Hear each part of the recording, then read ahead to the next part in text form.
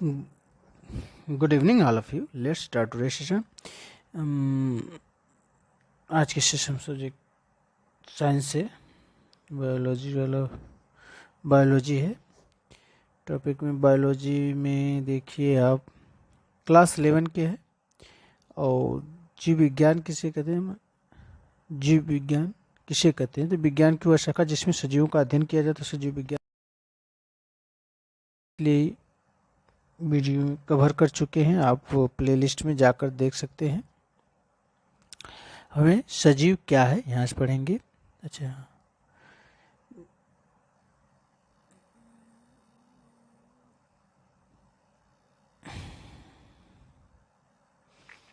प्राणी विज्ञान के जनक अरस्तु हैं। प्राणी विज्ञान के जनक अरस्तु जी हैं।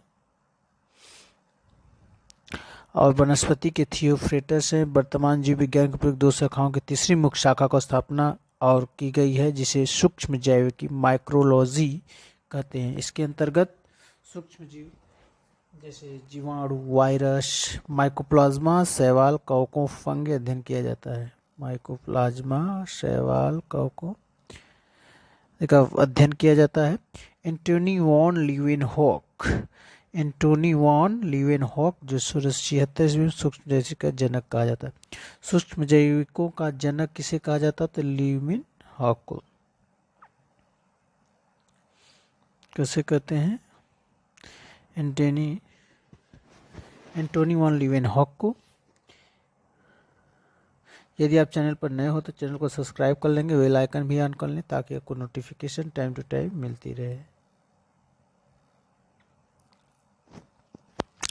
What is living? सजीव क्या है? What is living? सजीव क्या है?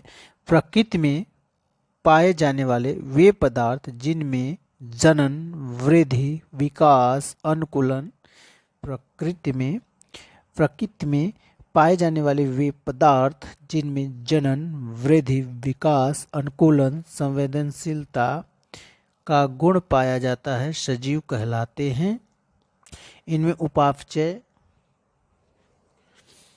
प्रकृति में पाए जाने वाले जो पदार्थ जिनमें जनन, वृद्धि, रिप्रोडक्शन, वृद्धि, ग्रोथ, विकास, डेवलपमेंट, अनुकूलन, एडॉप्टेशन एवं संवेदनशीलता, सेंसिटिविटी का गुण पाया जाता है, सजीव कहलाते हैं।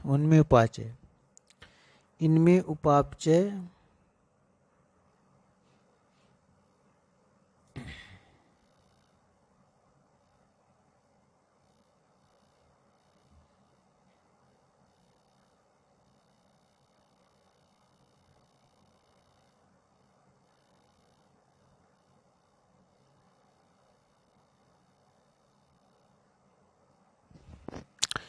उपापचय की क्रियाएं मेटाबॉलिक एक्टिविटीज संपन्न होती है।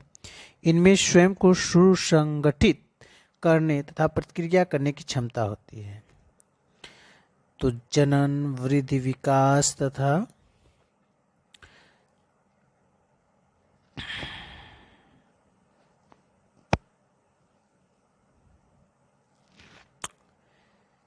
उपापचय वाली क्रियाएं मेटाबॉलिक एक्टिविटीज संपन्न होती है। इनमें स्वयं सुसंगठित करने तथा प्रतिक्रिया करने की क्षमता होती है। सजीवों के गुण या लक्षण क्या क्या होना चाहिए तो ये देख लेंगे हम लोग। तो सजीवों में निर्जीव से विभेदित करने वाले लक्षण गुण पाए जाते हैं। सजीवों के मूलभूत गुण अवलक्षण निम्नलिखित हैं। देखें तो सजीवों में अपनी अपनी किस्मों व जातियों के अनुसार विभिन्न प्रकार के आकार आकृति की विविधताएं पाई जाती हैं। तो सजीवों में अपनी अपनी किस्मों एवं जातियों के अनुसार विभिन्न प्रकार के आकार व आकृति की विविधताएं पाई जाती हैं।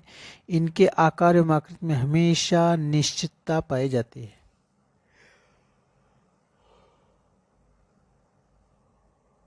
आकार एवं आकृति में हमेशा निश्चितता पाई जाती है। इसमें सजीवों में विशिष्ट रासायनिक संगठन, स्पेशल केमिकल ऑर्गेनाइजेशन पाया जाता है। इनमें बड़ी व जटिल कार्बनिक पदार्थों से बना रासायनिक तंत्र पाया जाता है। स्पेशल केमिकल पाया जाता है।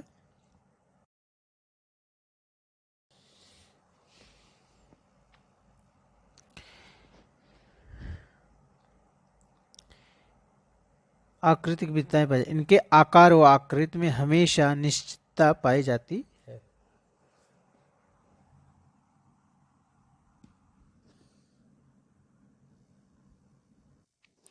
सजीवों में दूसरा अभिलक्षण सजीव गुण क्या है? इसमें विशिष्ट रासायनिक संगठन, स्पेशल केमिकल ऑर्गेनाइजेशन पाया जाता है। इनमें बड़े व जटिल कार्बनिक पदार्थों से बना रासायनिक तंत्र पाया जाता है। सजीवों में है कि इसमें बड़े जटिल और कार्बनिक पदार्थों से बना रासायनिक तंत्र पाया जाता है।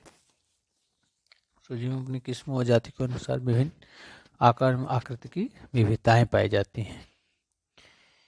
विविधताएं मतलब उसमें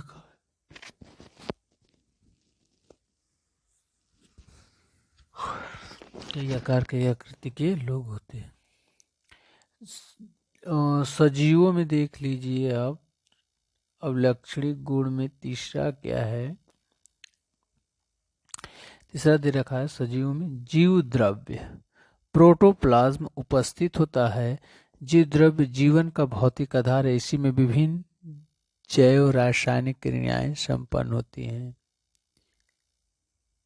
जैविक रासायनिक क्रियाएं संपन्न होती।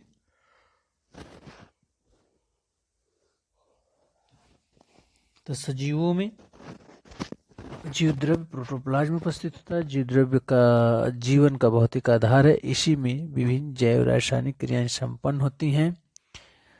जीव द्रव्य किसे कहते हैं? केंद्रिका कोश कहते हैं।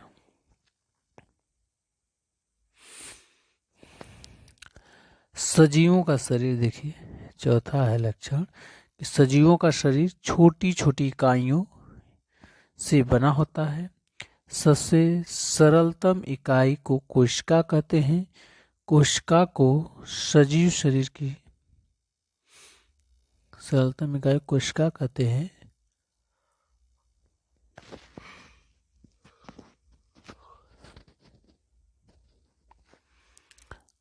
कोशिका को सजीव शरीर की संरचनात्मक क्रियात्मक इकाई कहते हैं।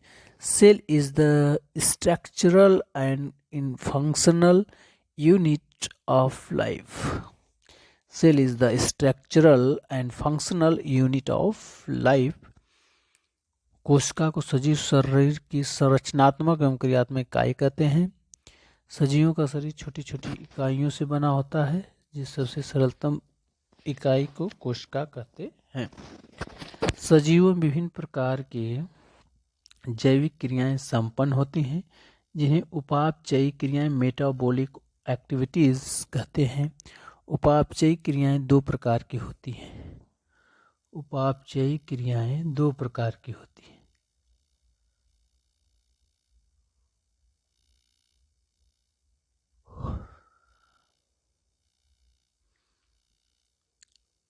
उपापचयी क्रियाएं दो प्रकार की होती है। पहली है उपचयी और दूसरी है अपचयी क्रियाएं।